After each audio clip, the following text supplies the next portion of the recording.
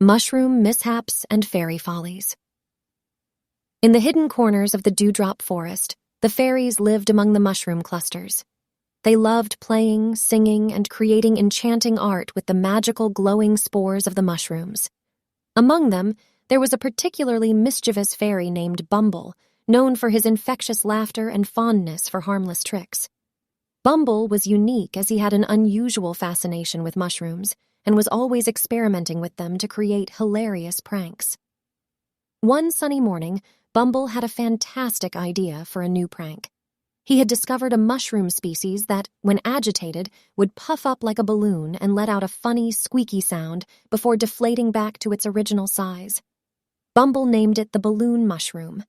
He decided to surprise his fairy friends at the upcoming fairy feast, a grand event where all the fairies gather to celebrate, dance, and feast on nectar and honeydew.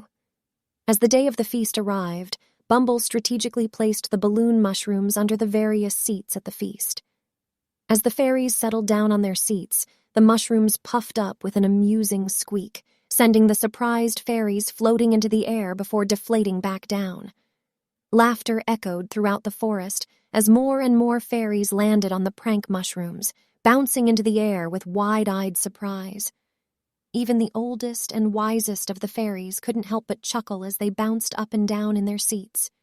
However, the fairy queen who had initially found the mushroom pranks funny was now starting to get a bit frustrated.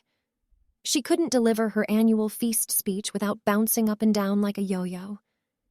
But just as she was about to reprimand Bumble, she saw the look of pure joy and laughter on the faces of her fairy folk. The fairy queen decided to embrace the silliness and deliver her speech while bouncing. "Fellow fairies," she began, "life is full of ups and downs, just like our seats today."